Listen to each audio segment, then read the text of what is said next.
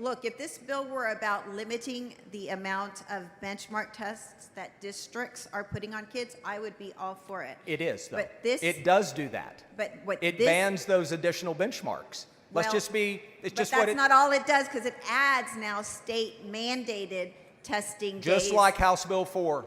It's Well- the same exact schedule, Representative Hinojosa. It Well- just is. Hey, y'all, there could be some changes to your child's school. The plan to replace and eliminate the STAAR test has now passed the Texas House. It still has to go through the Senate as well before it even goes to the governor's desk. But both sides agree the STAAR test is just too stressful for students, and it is flawed, especially when it determines the accountability rating for school. But right now, it's unclear how it will be replaced. Here are the changes based on House Bill 8. It eliminates the STAAR test, but it would still be in effect for the next 2 years. Instead, there would be 3 tests, one in the beginning, middle, and end of the school year.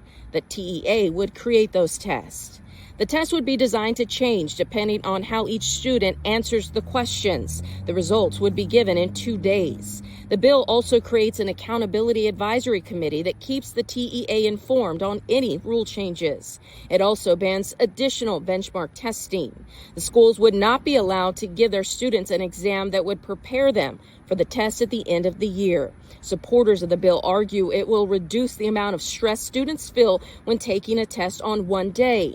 Others say the bill will actually add more high-stress standardized tests for students and teachers. For a third grader, we are going to go to 7 days of testing from 2 days of testing for a third grader.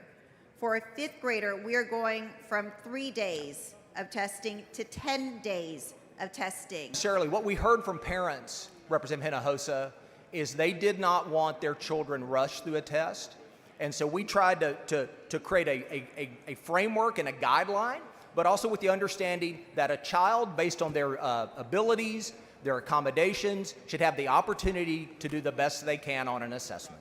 The Senate actually has their own bill to replace the STAAR test. The differences now would have to be ironed out and agreed on by both the House and the Senate before it can even go to the governor's desk.